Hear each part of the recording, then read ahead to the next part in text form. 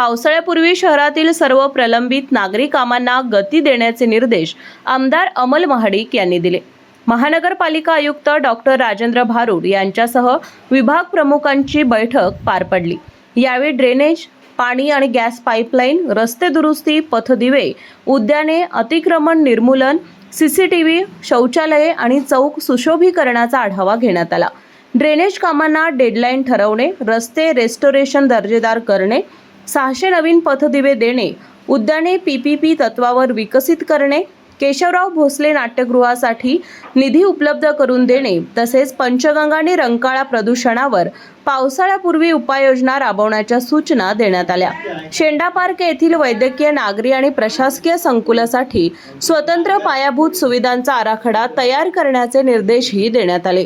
या बैठकीला शहर अभियंता रमेश मस्कर, जल अभियंता हर्षजित घाटगे यांच्यासह महानगरपालिकेच्या सर्व विभागीय कार्यालयांचे सहाय्यक आयुक्त, आरोग्य अधिकारी, आरोग्य निरीक्षक तसेच विविध विभागांचे प्रमुख उपस्थित होते।